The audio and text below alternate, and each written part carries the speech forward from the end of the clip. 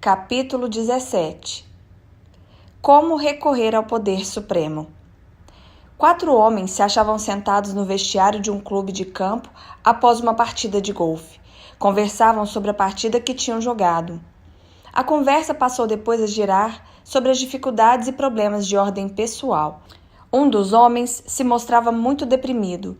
Os outros, seus amigos, que sabiam de seu estado de espírito, tinham arranjado aquela partida de golfe justamente para distraí-lo.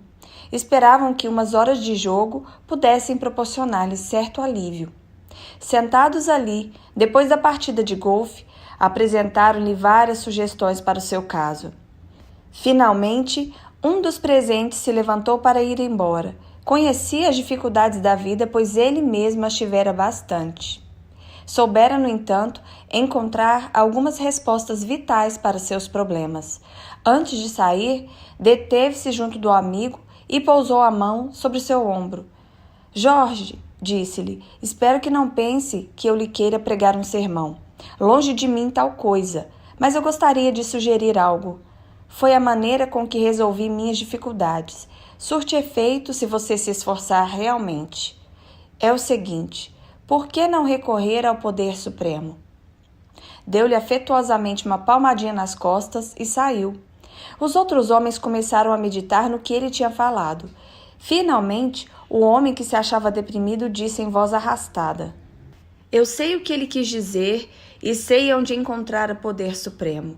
Só que eu gostaria de saber como poderia recorrer a ele. Não há dúvidas que isso é justamente o que preciso. Bem, ele acabou descobrindo como recorrer ao poder supremo. Sofreu uma grande transformação radical. É agora um homem cheio de saúde e feliz. O conselho dado naquele clube de campo é realmente muito acertado. Há muitas pessoas hoje em dia que se sentem infelizes, deprimidas e sem iniciativa. No entanto, não têm necessidade de ser o que são. Realmente não têm necessidade de viver dessa maneira. O segredo está em recorrer ao poder supremo. E como se faz isso? Permita que lhe fale sobre uma experiência que tive. Eu era ainda muito moço quando me chamaram para servir numa igreja, numa universidade da comunidade. Muitos membros da congregação eram professores na universidade e cidadãos preeminentes na cidade. Quis justificar a confiança que me dispensaram ao dar-me aquela excelente oportunidade, trabalhando arduamente. O resultado foi que comecei a sentir certa depressão. Deve-se trabalhar com afinco, mas não existe virtude alguma em exceder-se a ponto de prejudicar a eficiência. Comecei a ficar realmente cansado e nervoso, e as minhas forças estavam fraquejando. Um dia resolvi visitar um dos professores, o finado Hugh Tilroyd, um grande amigo meu. Ele era um excelente professor e também um grande pescador e caçador, dotado de uma extraordinária personalidade. Eu sabia que, se não o encontrasse na universidade, iria encontrá-lo pescando. De fato, encontrei-o entregue à pescaria. Ele veio até a margem assim que eu lhe acenei a mão. Os peixes estão mordendo a isca. Suba, convidou. Subi no barco e durante algum tempo pescamos em silêncio. Ele me perguntou depois o que eu tinha.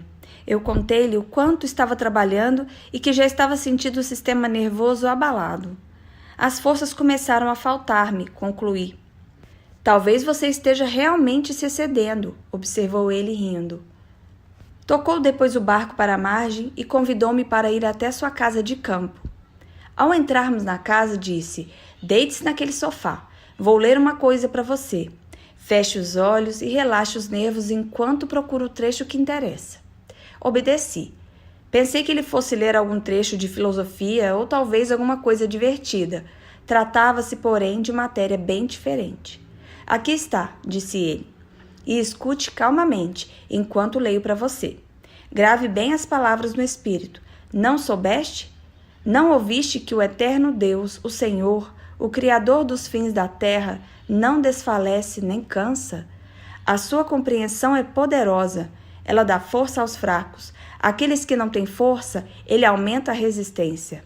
Até os jovens desfalecerão e se cansarão, e os moços cairão completamente. Mas aqueles que servem ao Senhor devem renovar as suas forças.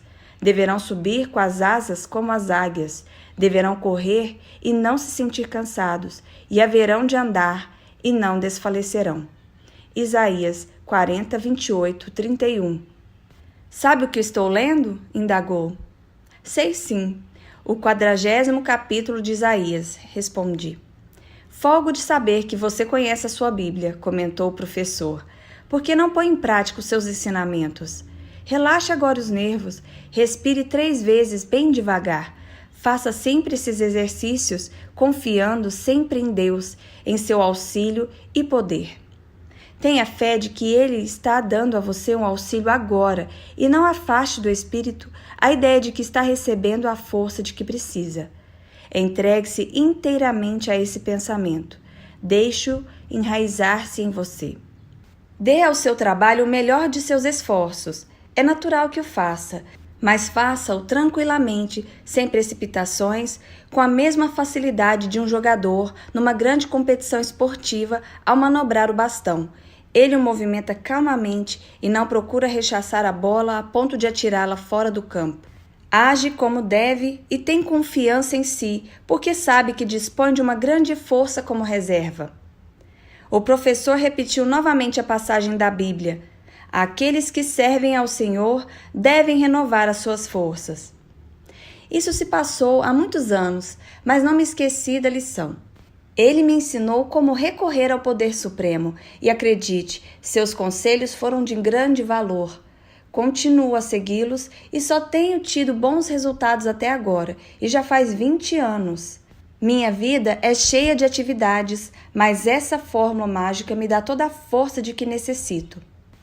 Um segundo método para recorrer a esse poder é aprender a assumir uma atitude positiva e otimista para com todos os problemas.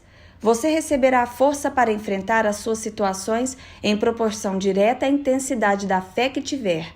De acordo com a tua fé é que receberás. Mateus 9:29. E esta é a lei básica para uma vida feliz. Há um poder supremo e esse poder pode fazer tudo por você. Recorra a ele e usufrua o seu auxílio. Por que se sentir derrotado se pode recorrer a ele?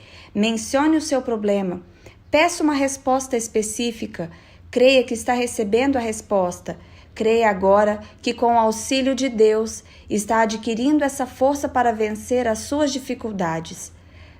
Um casal que se achava em situação realmente difícil me procurou. O marido, um amigo redator de revista, era uma figura distinta nos círculos musicais e artísticos. Todo mundo o apreciava pelo seu espírito cordial e amigo. A esposa possuía também da mesma estima. Ela se achava em precário estado de saúde e, por essa razão, o casal foi morar no interior. Levavam uma vida muito retirada. O marido me contou que tinha sofrido 2 ataques cardíacos, um dos quais havia sido muito forte. A saúde da esposa estava declinando e isso o estava preocupando profundamente. A pergunta que me fez foi o seguinte: poderia conseguir alguma força que nos auxilie fisicamente e nos dê novas esperanças, coragem e resistência? A situação, pelo que me descrevera, era uma série de infortúnios. Francamente, eu achava que ele era um tanto sofisticado para realmente querer adotar e seguir a simples verdade que seria necessária se quisesse ser reabilitado pela fé. Falei a ele que duvidava um pouco de que ele tivesse capacidade para observar suficientemente aquela fé tão simples que abre as fontes da força e energia segundo as normas da religião. Ele me assegurou, porém, que seguiria à risca as minhas instruções. Vi que falava com sinceridade, percebi a verdadeira qualidade de sua alma. Tenho-o em grande estima desde esse tempo. Dei-lhe um conselho simples. Ele teria que ler o Novo Testamento e os Salmos até que saturasse com ele o Espírito. Sugeri a ele, como de costume, que decorasse alguns trechos. Insisti também que adotasse a seguinte norma: devia colocar a sua vida nas mãos de Deus e nunca duvidar que Deus lhe daria sempre a ele e à esposa forças e energias. Ambos deviam crer realmente que estavam sendo guiados pela divina providência, até mesmo nos detalhes mais comuns de suas vidas. Deviam também crer que, em cooperação com o médico, o qual me era conhecido e a quem dedico grande admiração, estariam recebendo a graça misericordiosa de Jesus. Raramente encontrei um casal que, como eles, tivesse um entusiasmo quase infantil pela sua fé e uma confiança mais completa. Realmente, apegaram-se com grande entusiasmo à Bíblia e muitas vezes me telefonaram para dizer algo sobre alguma passagem admirável que nela encontravam. Deram-me novas concepções sobre as verdades da Bíblia. Era um processo verdadeiramente criador que se estava verificando naquele casal. Na primavera seguinte, Ellen, a esposa, conversando comigo, disse: "Nunca presenciei uma primavera tão maravilhosa quanto esta. As flores este ano são as mais belas que tenho visto. Vi a beleza do céu com as suas extraordinárias formações de nuvens e o seu delicado colorido tanto ao alvorecer do dia como ao cair da tarde. As folhas parecem mais verdes este ano e nunca ouvi os pássaros cantarem com tal êxtase e melodia." Quando ela disse essas palavras, o seu rosto se iluminou. Eu sabia que um novo espírito a dominava agora. Ela começou a melhorar fisicamente e a readquirir uma grande parte de sua antiga resistência. A sua natural força criadora começara a emergir novamente, trazendo consigo novo significado para sua vida. Horácio, o esposo, não sofreu mais ataques cardíacos. O vigor físico, mental e espiritual tornou um novo homem. O casal mudou-se para uma nova comunidade e a sua morada veio a ser ali o ponto de reunião de figuras preeminentes. A todo lugar que vão, despertam nas pessoas uma estranha força criadora. Qual o segredo que descobriram? Simplesmente este: aprenderam a recorrer ao poder supremo. Esse poder supremo é uma verdadeira realidade na existência humana. As transformações radicais que operam sempre nas vidas das pessoas deixam-me assombrado, não obstante ter visto inúmeras vezes esse fenômeno. Pessoalmente, sinto-me tão entusiasmado por tudo que o Poder Supremo pode fazer pelas criaturas humanas que gostaria de estender-me ainda mais neste livro.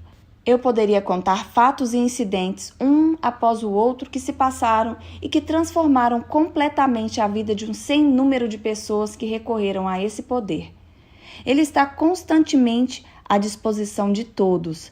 Se você se abrir a ele, ele afluirá para você como uma gigantesca avalanche. É acessível a todo mundo em quaisquer circunstâncias e condições. Esse extraordinário fluxo é de tal força que vence todas as barreiras, elimina o temor, o ódio, a doença, a fraqueza e a derrota moral como se tais males jamais o tivessem à sua mercê e o fortalece como uma vida nova, cheia de saúde, felicidade e bondade. Há anos que venho me interessando pelo problema do alcoolismo e por uma organização denominada os Alcoólatras Anônimos. Um dos princípios básicos dessa organização é que uma pessoa, antes que possa ser auxiliada, deve reconhecer-se como sendo alcoólatra e, como tal, não pode chegar a ser coisa alguma, não encerra em si nenhuma força, é um derrotado. Quando a pessoa aceita esse ponto de vista, ela se acha, então, em posição de receber o auxílio de outros alcoólatras e do Poder Supremo, que é Deus. Outros princípios consistem na boa disposição de se depender do Poder Supremo, do qual se recebe a força. A atuação dele na vida do homem constitui um dos fatos mais tocantes e mais extraordinários deste mundo. Nenhuma outra manifestação de poder, seja ele qual for, poderá igualar-se à do Poder Supremo. As realizações do poder material constituem uma história romântica. Os homens descobrem fórmulas e leis e lhes imprimem certo poder para realizar coisas notáveis. O poder espiritual também observa leis. O domínio destas leis espirituais opera maravilhas numa área mais complicada que qualquer forma de mecânica, ou seja, a natureza humana. Fazer uma máquina trabalhar direito é uma coisa, fazer a natureza humana trabalhar direito é outra. Para esta última, exige-se uma habilidade maior e o que, aliás, pode conseguir-se. Um dia eu estava sentado debaixo de frondosas palmeiras na Flórida, ouvindo a história de uma demonstração da atividade do Poder Supremo na vida de um homem que tinha começado a beber aos 16 anos de idade, porque era uma coisa elegante fazê-lo. Depois de 23 anos que ele principiara a beber por ser um costume chique, chegou ao fim da estrada. O ódio e rancor que nutria pela esposa que o havia abandonado e pela sogra e cunhada chegaram a um ponto culminante. Resolveu matar as 3 mulheres. Relato a história conforme me contou, empregando as suas próprias palavras. A fim de me animar para aquela tarefa, entrei num bar. Umas doses a mais de bebida me dariam coragem para cometer aquele triplo assassinato. Ao entrar no bar, vi um jovem de nome Carl bebendo café. Mesmo que eu o detestasse desde o tempo de menino, fiquei admirado de ver a sua bela aparência e, mais ainda, de vê-lo beber café num bar, onde só em bebida chegara a gastar $400 por mês. Intrigou-me também a estranha luz que me pareceu vislumbrar em sua fisionomia.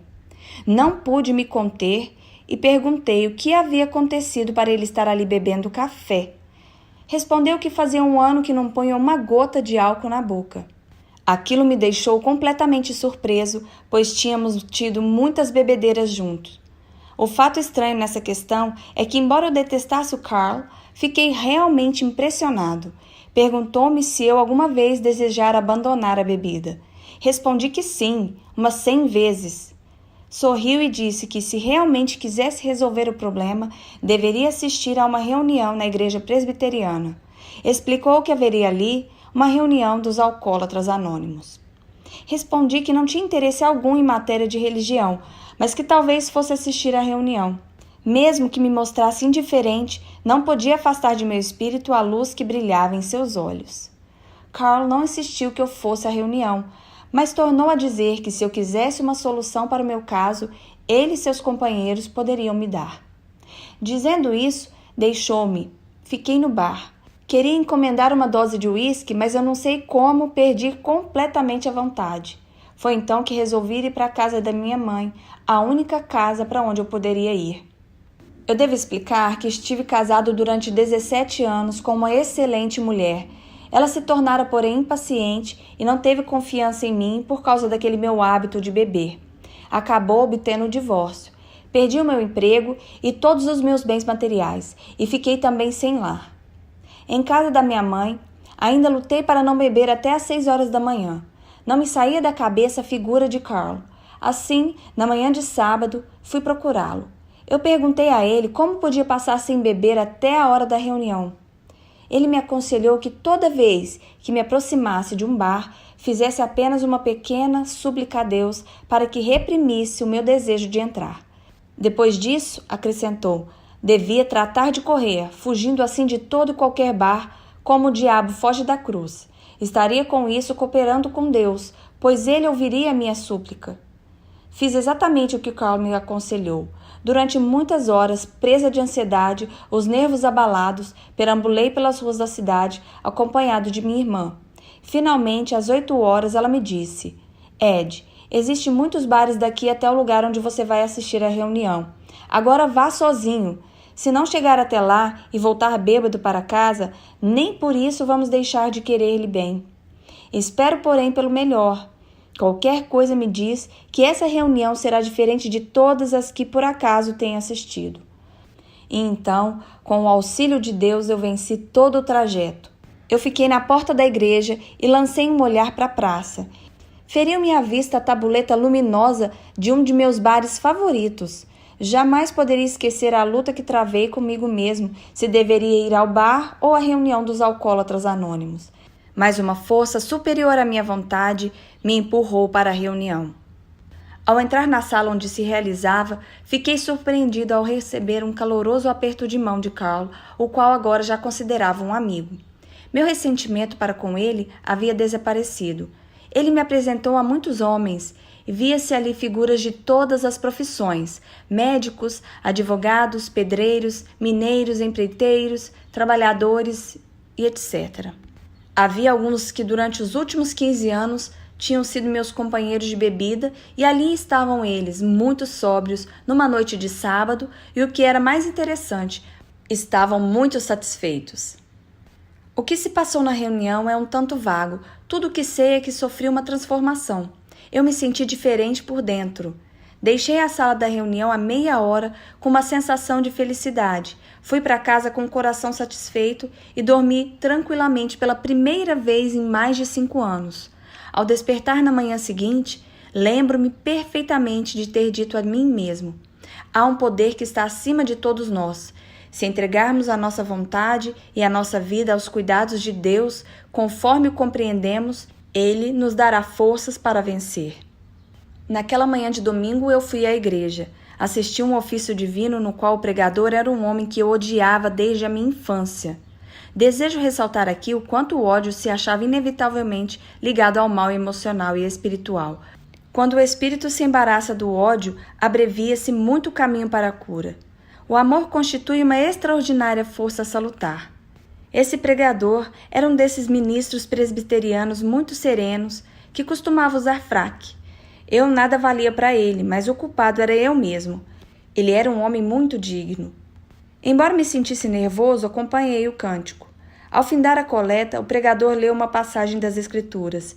Seu sermão se baseou sobre o seguinte tema: jamais menospreze a experiência de quem quer que seja, pois ela foi vivida.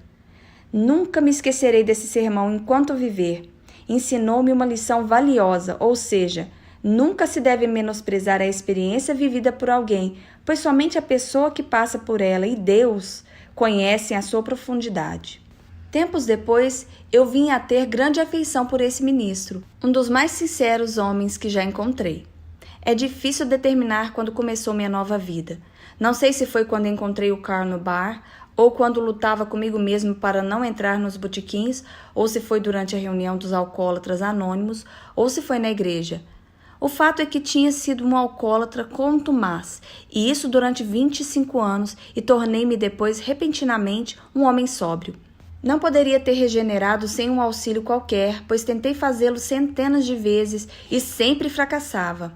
Recorri ao poder supremo, e esse poder que é Deus foi que me regenerou. Conheci a pessoa que narrou essa história, já faz anos. Depois que se tornou abstêmio, passou por algumas situações difíceis, mas não fraquejou uma vez sequer. Ao conversar com ele, fiquei um tanto impressionado. Não foi por causa do que disse ou da maneira que falou. Eu tinha a impressão de que emanava dele uma força estranha.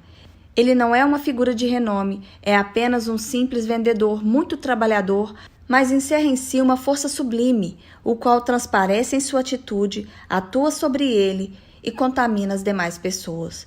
Eu mesmo me senti tocado por ela. Não é minha intenção neste capítulo fazer uma dissertação sobre o alcoolismo, se bem que farei outra referência com relação a esse problema. Cito tais casos para demonstrar realmente que se há uma força capaz de livrar uma pessoa do álcool, essa mesma força pode auxiliar as demais a vencer qualquer outra forma de reveses que elas possam enfrentar. Nada é mais difícil do que vencer o problema do alcoolismo. A força que se pode realizar essa tarefa difícil, eu asseguro, o auxiliará a superar suas dificuldades, sejam elas quais forem. Permita-me contar-lhe mais um caso. Eu conto para o mesmo fim, isto é, para ressaltar o fato de que há uma força que pode ser aplicada, à qual se pode recorrer e da qual se pode servir. Misteriosamente, ela dá às pessoas que demonstram possuir fé as mais extraordinárias vitórias. Nisso não há dúvida alguma. Certa noite, no hotel em Virgínia, um homem que mais tarde veio a ser um bom amigo meu, me contou a seguinte história. Ele tinha lido há 2 anos o meu livro intitulado A Guide to Confident Living. Naquele tempo, ele mesmo se considerava um alcoólatra. Esse senhor é negociante numa cidade da Virgínia e é de tal capacidade que, a despeito da bebida, pôde conduzir seus negócios com relativo êxito. Não podia dominar o vício e já manifestava forte declínio em seu físico. Ao ler o livro acima mencionado, ocorreu a ideia de que, se pudesse chegar até Nova York, talvez viesse a vencer seu mal. Chegou à grande cidade mais embriagado do que nunca. Um amigo o levou até o hotel onde o deixou. Recuperou a lucidez suficiente para chamar o empregado que o servia e pedir para ele que o levasse ao hospital. O empregado, depois de lhe furtar uns $100 que tinha no bolso, levou-o ao hospital. Após vários dias de tratamento, o Dr. Silkworth lhe fez uma visita e disse: Charles, creio que fizemos tudo o que podíamos fazer. Tenho a impressão que já está bom. Aquela não era uma prática comum do Dr. Silkworth, e o fato dele ter tratado o caso daquela maneira nos leva a crer que se guiara pela mão de uma força superior. Ainda meio abalado, Charles desceu até a cidade. Quando deu por si, viu-se diante da porta do escritório da igreja Colégio de Mármore. Aconteceu que era feriado nacional e a igreja estava fechada. Ele permaneceu ali algum tempo meio indeciso. Esperava poder achar o meio de entrar no templo a fim de fazer uma prece. Não tendo conseguido, fez então uma coisa curiosa. Tirou da carteira um cartão de visita e lançou-o na caixa de correspondência. No momento em que fez isso, sentiu uma grande paz de espírito. Aquilo lhe produziu uma sensação de alívio. Encostou a cabeça junto à porta e chorou como se fosse uma criança. Mas ele sabia que estava livre, que uma extraordinária transformação havia se operado. Sabia que daquele minuto em diante não voltaria mais a ser o que tinha sido até então. Tornou-se completamente abstêmio desde aquele momento. Há várias particularidades acerca deste incidente que não deixam de ser bem interessantes. Uma delas é a seguinte: pareceu que o Dr. Silkworth lhe deu alta no hospital justamente no momento psicológico, espiritual e, diremos também, sobrenatural, indicando que o próprio médico se achava sob a orientação divina. Quando Charles me contou essa história, 2 anos depois desse acontecimento, eu tive a impressão, na ocasião em que ouvia, de que já conhecia em seus menores detalhes. No entanto, era a primeira vez que ouvia. De fato, era a primeira vez que conversávamos. Ocorreu-me ao espírito de que talvez ele tivesse escrito contando aquele caso e eu tivesse lido, mas ele me assegurou que nunca me tinha escrevido. Eu perguntei então se não tinha contado a um de meus secretários. Ele respondeu que contara somente à esposa, e eu tinha sido apresentado à sua esposa somente aquela noite. Ao que parece, o incidente foi transmitido ao meu subconsciente na ocasião em que se verificara, pois eu me lembrava dele nesse momento. Por que ele colocara o cartão de visita na caixa de correspondência? Talvez estivesse se comunicando simbolicamente com Deus. Foi uma reparação dramática e simbólica do mal que ia destruindo. Voltara-se para o poder supremo que imediatamente o acolhera, salvando-o. Esse incidente indica que, se recorrer sincera e intensamente a esse poder, conseguirá a salvação. Relatei neste capítulo as vitórias que se conseguiram na experiência humana, cada uma em seu próprio modo, indicando a contínua presença de uma força que está sempre pronta a renovar a vida e uma força indivisível que se acha dentro de nós mesmos. Seu problema talvez não seja o do alcoolismo, mas o fato de o poder supremo poder curar uma pessoa da mais difícil das doenças demonstra a grande verdade mencionada neste capítulo e em todo este livro. Não há problema, dificuldade ou mal que você não possa resolver ou vencer pela fé, pelo pensamento positivo e pela oração a Deus. As normas são simples e práticas. Deus o auxiliará sempre, como fez ao autor da seguinte carta. Caro Dr. Paley, quando penso em todas as belas coisas que nos têm acontecido desde o dia em que o conhecemos e passamos a frequentar a igreja, temos a impressão de que tudo foi um milagre. Saiba que há 6 anos atrás eu estava completamente arruinado. De fato, minhas dívidas montavam a milhares de dólares. Sentia-me fisicamente aniquilado. Via-me quase sem um amigo devido à bebida. E poderá assim compreender por que julgamos viver um sonho, tal a felicidade que nos cerca. Como o senhor sabe, o álcool não foi o único problema que tive há 6 anos atrás. Dizia-me que eu era uma das pessoas mais negativistas que se tinha visto até então. Essa era apenas parte da verdade, pois eu era uma criatura cheia de tormentos, irritadiça e ainda mais difícil, mais impaciente e a mais petulante das criaturas que o senhor provavelmente tem encontrado até mesmo em todas as suas viagens. Não queira, porém, julgar que eu tenha vencido todas essas obsessões. Não as venci ainda. Sou uma dessas pessoas que têm de estudar a si mesmas dia a dia, mas gradualmente, procurando sempre seguir seus ensinamentos, vou aprendendo a controlar-me e a ser menos exigente para com meus semelhantes. A impressão que tenho é de que estou me libertando de uma prisão. Jamais pensei que a vida pudesse ser tão bela e tão maravilhosa. Sinceramente, assinado Dick. Por que não recorrer a esse poder supremo? Epílogo. Você terminou a leitura deste livro. Simplesmente uma série de normas práticas de fácil execução para se viver bem. Leu a fórmula relativa à fé e à sua observância, o qual o auxiliará a vencer todos os reveses. Foram dados exemplos de pessoas que têm fé e que têm aplicado as normas que sugerimos. Ao contar os diversos casos, fizemos para demonstrar que através desses mesmos métodos, você poderá conseguir os mesmos resultados que essas pessoas tiveram.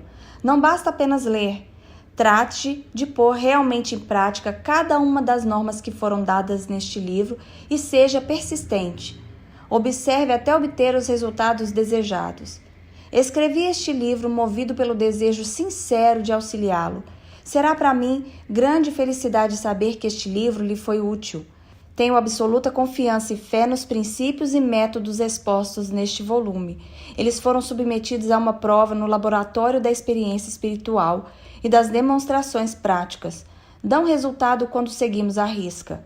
Talvez jamais venhamos a nos conhecer pessoalmente, mas neste livro ficamos nos conhecendo. Somos amigos espirituais. Rezo por você.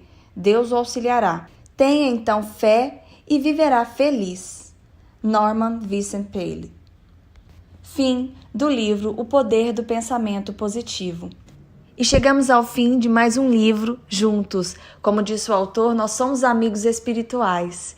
E eu espero que todos vocês possam encontrar nos ensinamentos deste livro a felicidade, a paz e a abundância. Muito obrigada a todos que nos acompanharam até aqui, que curtiram, compartilharam e comentaram. Muito obrigada e até o próximo vídeo.